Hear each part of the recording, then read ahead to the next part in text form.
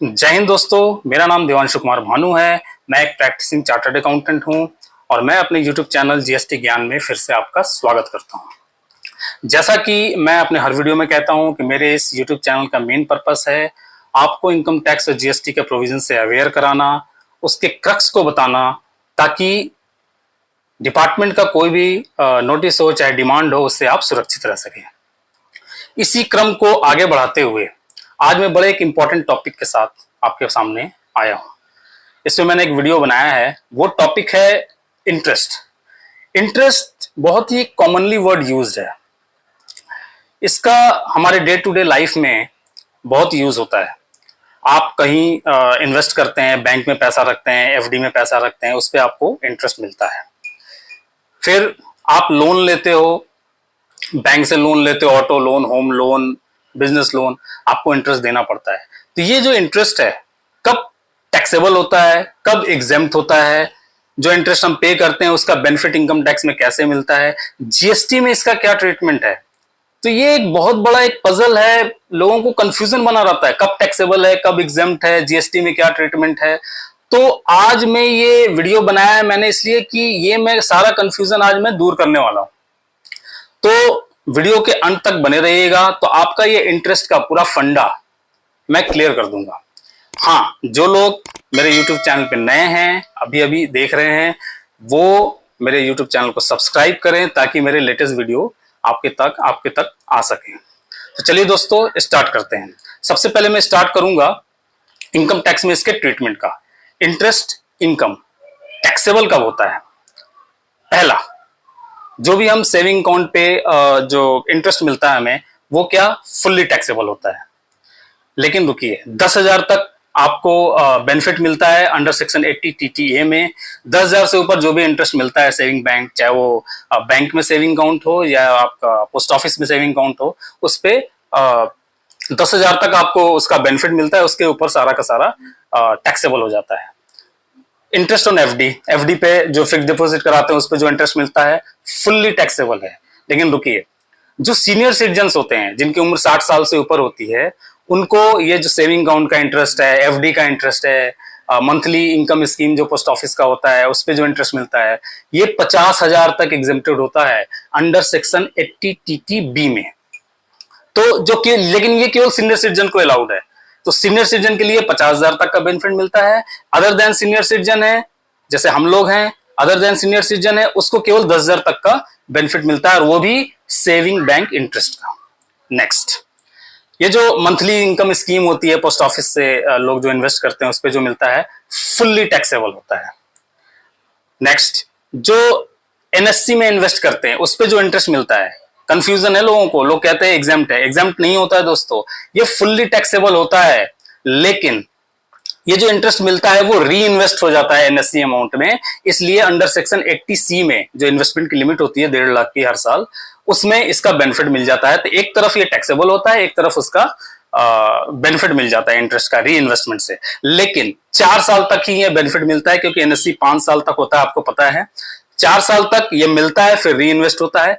5वें साल में ये फुल्ली टैक्सेबल होता है, क्योंकि 5वें साल में री इन्वेस्टमेंट तो होता नहीं है, वो मैच्योरिटी पे आ जाती है। तो 5वें साल में फुल्ली टैक्सेबल होता है। नेक्स्ट, अगर आपने किसी को लोन दिया उस पर इंटरेस्ट मिलता है आपको, फुल्ली टैक्सेबल है। इनकम फ्रॉम अदर सोर्सेज, ये जितने भी इनकम मैं बता रहा हूं आपको इंटरेस्ट के, ये इनकम फ्रॉम अदर सोर्सेज है, फुल्ली टैक्सेबल है। आपको इनकम टैक्स का रिफंड मिला, उस पर भी इंटरेस्ट मिलता है, फुल्ली टैक्सेबल है। ये तो टैक्सेबल की बात हो गई। 4-5 तरह के मैंने इंटरेस्ट बताए आपको। अब आते हैं एग्जेम्प्ट। जो पब्लिक प्रोविडेंट फंड में जो इन्वेस्ट करते हैं उस पर जो इंटरेस्ट मिलता है दोस्तों, ये फुल्ली एग्जेम्प्ट होता है, कोई टैक्स नहीं लगता। लेकिन रिटर्न में आपको इसे शो करना होता है अंडर एग्जेम्प्ट कैटेगरी। जो पीएफ पे इंटरेस्ट मिलता है, जो लोग सैलरीड होते हैं उनका पीएफ जो कटता है रिटायरमेंट के पास या रिटायरमेंट के आसपास में या रिटायरमेंट के बाद जो पीएफ अमाउंट मिलता है इंटरेस्ट के साथ, वो इंटरेस्ट फुल्ली एग्जेम्प्ट होता है। तो दोस्तों, ये तो इनकम की मैंने बात करी। अब आ जाते हैं जो इंटरेस्ट आप पे करते हो। जैसे आप लोन लेते हो, housing loan, auto loan, business loan, किस तरह का लोन लेते हो, उस पे जो आप इंटरेस्ट पे करते हो, अब उसका ट्रीटमेंट समझिए। इसमें पहला जो आता है, हाउसिंग लोन पे बात करते हैं। आपने हाउसिंग लोन लिया फ्लैट के लिए, उस पे जो इंटरेस्ट है दोस्तों 2 लाख तक इसका बेनिफिट मिलता है, अप टू 2 लाख। 2 लाख के ऊपर आपको एग्जाम्पशन नहीं मिलता है, लेकिन 2 लाख तक आपको इसका बेनिफिट मिलता है। लेकिन रुकिए, बेनिफिट तब मिलता है 2 लाख का इंटरेस्ट इनकम का, इंटरेस्ट एक्सपेंडिचर का, जब आपको फ्लैट का पोजीशन मिल जाता है। लोग यही गलती करते हैं, जब तक पोजीशन नहीं मिलता फ्लैट का तब तक आपको इंटरेस्ट का ये 2 लाख का बेनिफिट नहीं मिलेगा, ये आप ध्यान रखिएगा। तो आप कहिएगा कि पोजीशन नहीं मिला है लेकिन हमने लोन ले लिया है, अभी कंस्ट्रक्शन हमने बुकिंग करा ली है फ्लैट की, तो उस पर इंटरेस्ट तो पे कर रहा हूं, पोजीशन नहीं मिला है। तो ये जो पीछे का जो इंटरेस्ट होता है from the taking of the loan up till position, इसको कहते हैं प्री कंस्ट्रक्शन पीरियड इंटरेस्ट। इसका क्या होता है दोस्तों, इसका बेनिफिट मिलता है। अब कैसे मिलता है, मैं एक छोटा सा एग्जांपल लेता हूं। सपोज 2019 में आपने कोई हाउसिंग लोन लिया, 2023 में आपको पोजीशन मिला, तो 2019 से लेके 23 तक, 2022 तक 4 साल हो गए।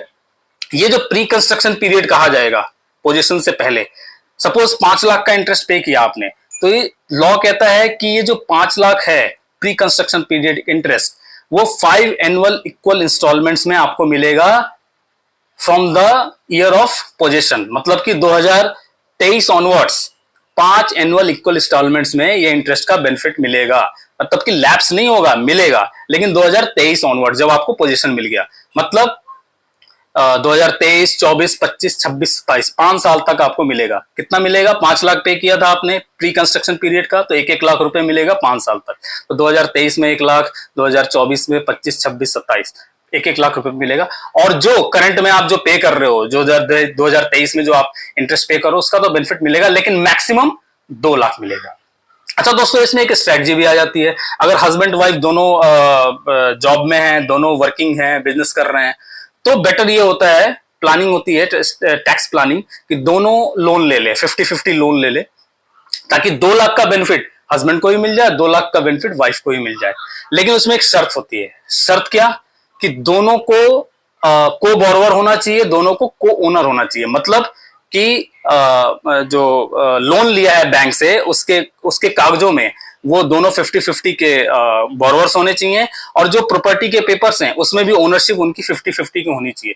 दोनों कंडीशन अगर सेटिस्फाइड होती है तो हस्बैंड को भी 2 लाख का बेनिफिट मिल जाता है और वाइफ को भी 2 लाख का बेनिफिट मिलता है।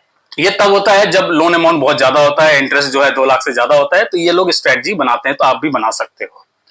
नेक्स्ट, क्या रिलेटिव से हमने कोई लोन लिया है हाउस के लिए, क्या उस पे इंटरेस्ट का बेनिफिट मिलेगा? जी हाँ, ये कंफ्यूजन है लोगों में कि रिलेटिव से जो लोन लिया है केवल बैंक से लोन लेते हैं तभी मिलता है इंटरेस्ट का बेनिफिट। नहीं, अगर रिलेटिव से भी लोन लिया, अगर आप इंटरेस्ट पे कर रहे हो तो उस पे भी इंटरेस्ट का बेनिफिट मिलता है, और ये आपके टोटल इनकम में से माइनस हो जाता है। अच्छा दोस्तों, इसमें एक मैं बता दूं, ऐड कर दूं कि अभी डिपार्टमेंट का एक सर्कुलर भी आया था कि क्या लोग, जो लोग सैलरीड क्लास होते हैं, जिनको एचआरए का बेनिफिट एम्प्लॉयर देता है, अब उनके नाम पे प्रॉपर्टी भी होती है और एचआरए भी मिलता है उनको, तो क्या ये सही है कि आपके नाम से प्रॉपर्टी भी है और एचआरए का बेनिफिट ले भी रहे हैं लोग? 90% लोग ये गलत करते हैं, फेक डॉक्यूमेंट्स बनाते हैं, रेंट एग्रीमेंट बनाते हैं, रेंट स्लिप बनाते हैं और एम्प्लॉयर को दे देते हैं कि भाई मैं रेंट पे कर रहा हूं, और एचआरए का बेनिफिट भी लोग लेने लगते हैं। दोस्तों 2023 ऑनवर्ड्स ये बंद कर दीजिए। अगर आप अभी तक करते आ रहे हैं तो अब बंद कर दीजिए, क्योंकि डिपार्टमेंट ने स्क्रूटनी शुरू कर दी है। जो लोग एचआरए का बेनिफिट ले रहे हैं उनकी इंक्वायरी चल रही है कि क्या उनके नाम से प्रॉपर्टी है या नहीं है। तो ये एक छोटा सा टॉपिक था, तो मैंने एचआरए वाला ऐड कर दिया। नेक्स्ट दोस्तों, अब इसमें हम आगे बढ़ते हैं। ये तो था जो 2 लाख का इंटरेस्ट जो मैंने बताया कि 2 लाख का हाउसिंग लोन पे मिलता है। नेक्स्ट आते हैं ऑटो लोन।